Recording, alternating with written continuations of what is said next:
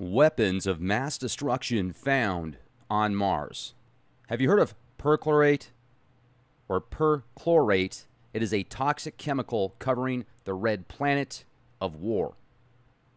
Perchlorate is a chemical used in the production of explosives, rocket fuel, and it's blanketing much of Mars, and combined with the additional compounds makes it 10 times deadlier. According to this article, read all about it, express.co.uk. It's by Sean Martin. Let me give you a quick excerpt. Space boffins have been stepping up their efforts recently to get humans to Mars with a view of eventually colonizing it. But any plans may have to be scuppered after it was revealed the planet is covered in bacteria, which is toxic to humans. The University of Edinburgh researched and looked at a mix of oxidants, iron oxides, UV energy, and chemical compounds called perchlorates, and they have found that it is highly damaging to Earth-based living organisms. When the perchlorates are mixed with iron oxides and hydrogen peroxides, they muster a toxic cocktail which leads to a tenfold increase in the death of cells. Now, here's the deal. NASA's known about this for years. So why is this article just coming out now? Why are they making it sound like it's a big deal now after Elon Musk is really pushing to colonize Mars, after technologies are being unveiled, photon thrusters that will travel about a third of the speed of light, and they've been able to recreate these tests over and over and over in laboratories. This is stuff we're being told about that uses about the same amount of energy as a typical rocket being shipped into space right now. Now, for those of you that have never heard of perchlorate, it's both naturally occurring and man-made chemical used in the production of rocket fuel, missiles, fireworks, flares, explosives. It's also present in bleach and fertilizers oftentimes. The levels that they are discovering, when I say that they discovered weapons of mass destruction, this is remnants of weapons of mass destruction. Mars is the war planet, the war god Ares in the Greek pantheon. Then you could even take that back to the Sumerian, Nergal. Let me read to you real quick, directly from the EPA.gov. Perchlorate is a highly soluble element in water and relatively stable and mobile in surface and subsurface aqueous systems. Now, types of military and defense-related facilities with known releases include missile ranges, missile and rocket manufacturing facilities. In addition, the past disposal of munitions in burial pits or by open burning and open detonation could result in releases of this into the environment. The amount of perchlorate released can vary depending on the length of time that the disposal area was used and the types of munitions disposed of in the area.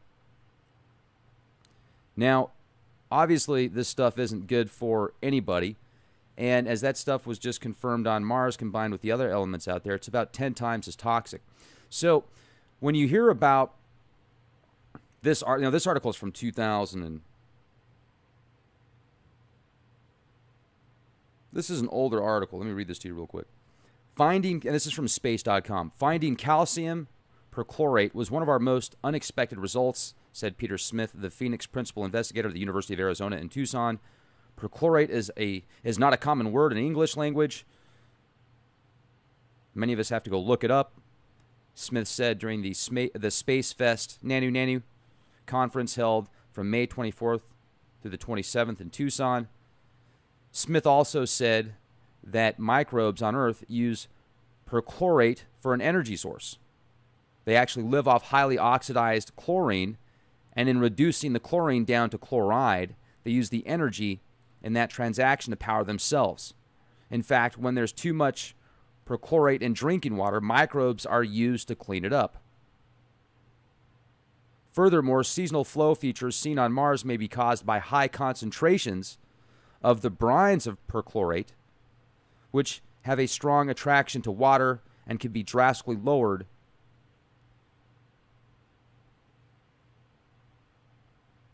or can drastically lower its freezing point, Smith told Space.com. It's also devilishly dangerous.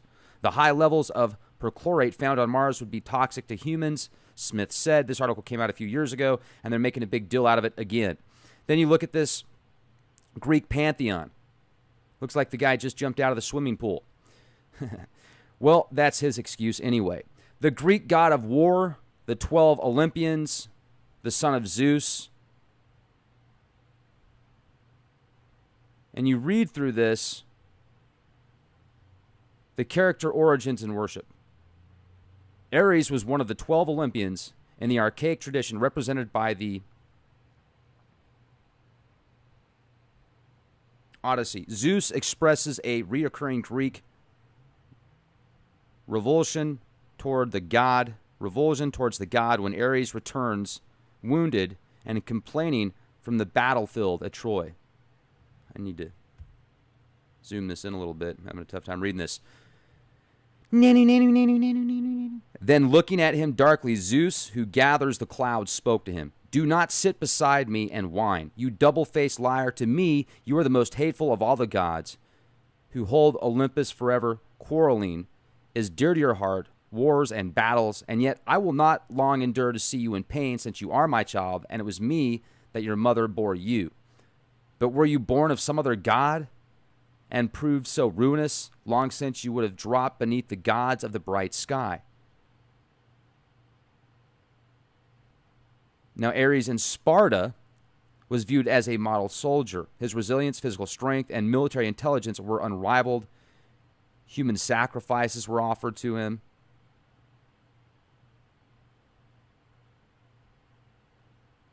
An ancient statue representing the god in chains suggests that the martial status and victory were to be kept in the city of Sparta.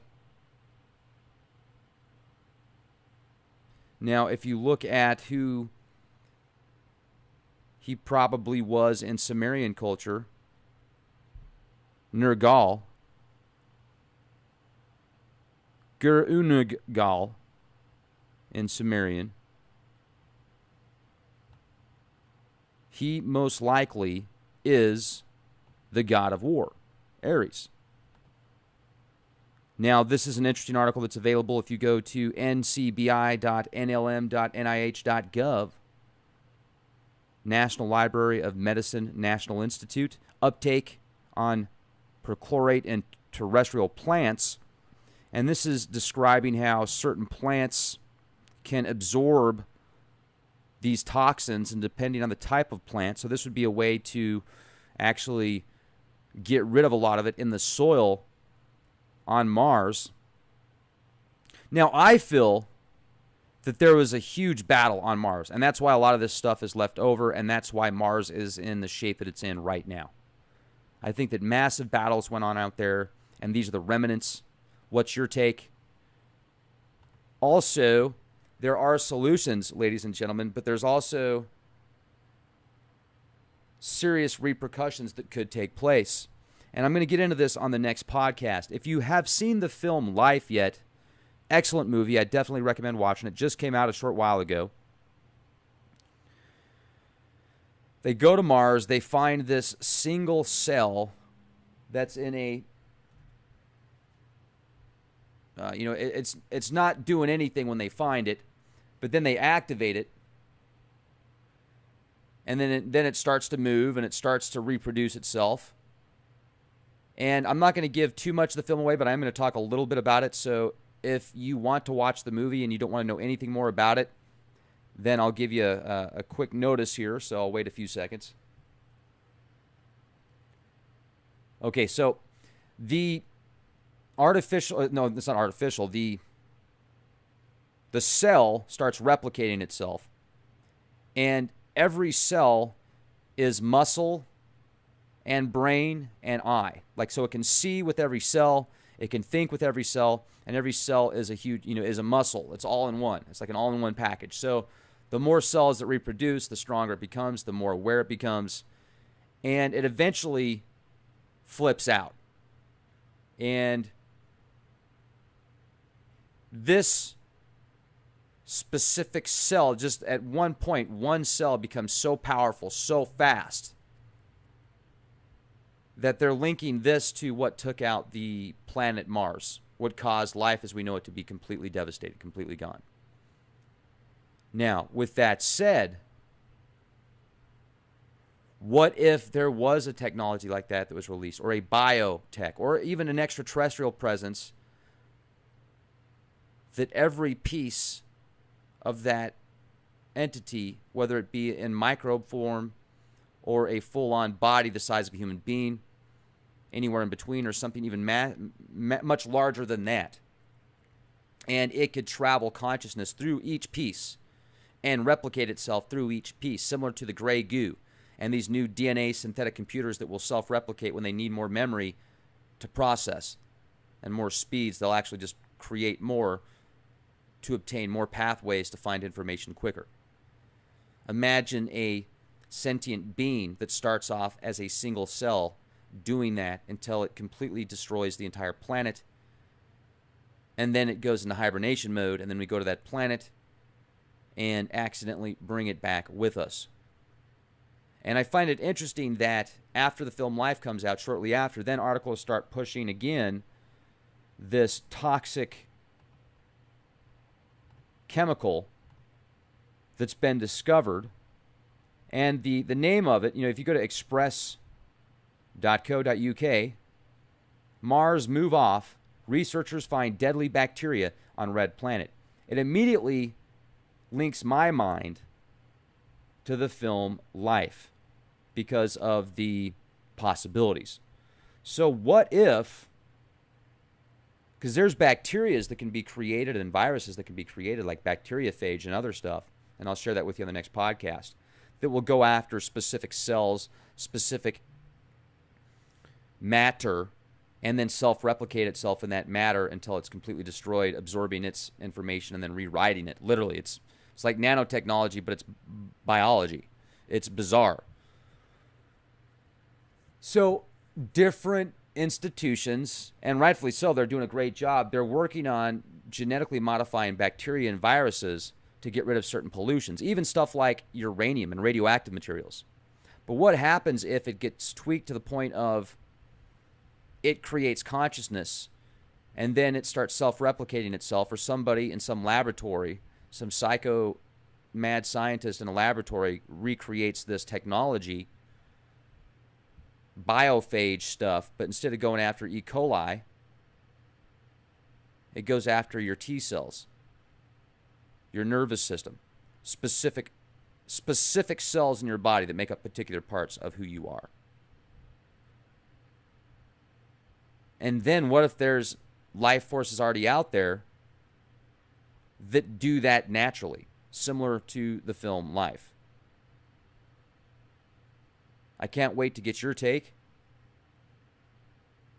Also, make sure to support our sponsors, you guys. GetTheT.com. If you're looking for the premium health care products,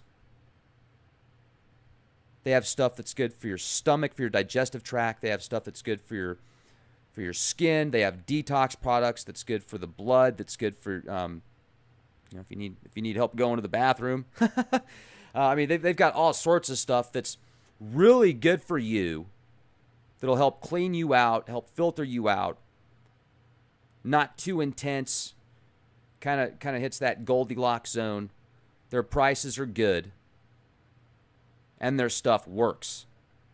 So GetTheT.com. When you check out, let them know that Leak Project sent you. Thank you for being here with me. Be excellent to each other, you guys, and be the change you want to see.